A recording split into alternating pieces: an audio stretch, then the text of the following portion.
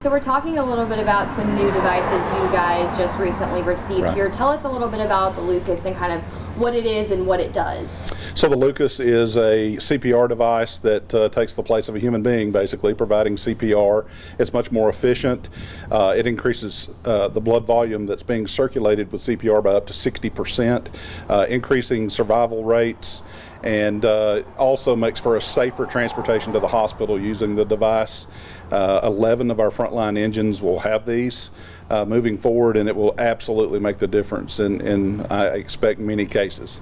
Yeah, for sure. And talk a little bit about kind of why you guys wanted to get these devices in the first place. How did you guys hear about them, and why did you think it was necessary for your department to have? So we serve over 700 square miles, a very rural area. Some of those transport times to the hospital are rather lengthy. We serve as a first responder organization out here in the very rural areas of Smith County, and many times the manpower component isn't where it needs to be. So this was an obvious choice to do that.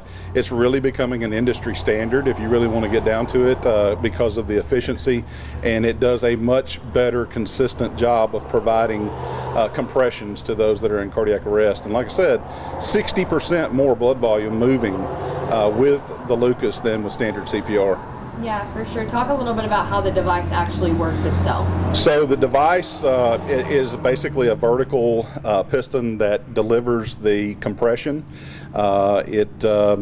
It's consistent. You're able to establish a rate that is uninterrupted. If you look at conventional CPR, a lot of times that's interrupted to move the patient. It's interrupted to do a various number of things.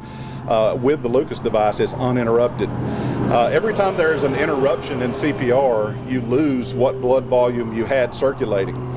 So the device really does create the absolute best scenario for keeping proper circulation and hopefully oxygenation and increasing survival rates. Yeah, and I know that some training has been going on with these devices over these last few weeks. So when does that training kind of end and these are actually implemented into the fleet itself? So we will do our last shift of engines that need the training on the 24th of this week, and we anticipate them being on the street and ready for use on Tuesday of the following week. So it should be short order.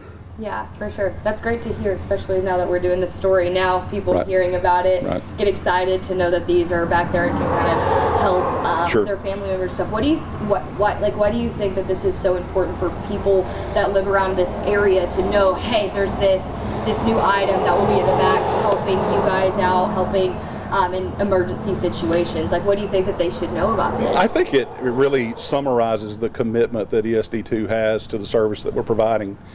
We want to be at our best, whether it's a structure fire, someone pinned in a car, or a medical event. The staffed engines are there quickly.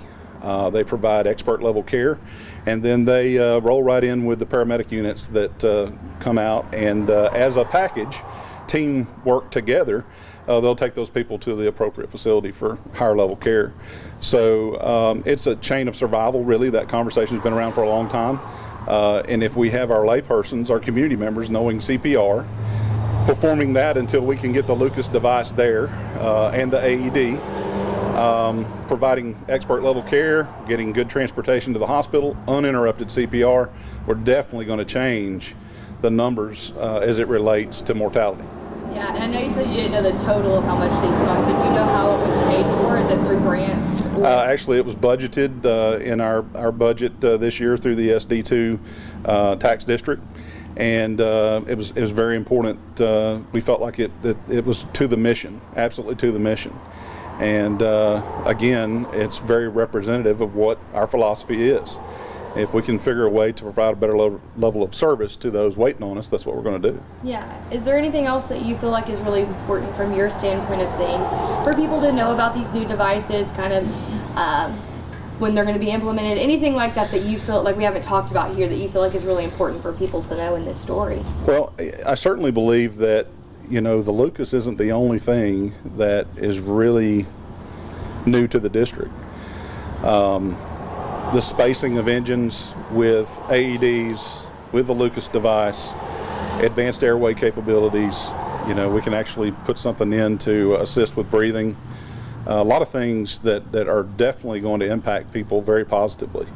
The equipment, the training, and the guaranteed response, and the time that they're going to get there. All of that together is certainly a part of that chain of survival. And so we're trying to attack that on all fronts.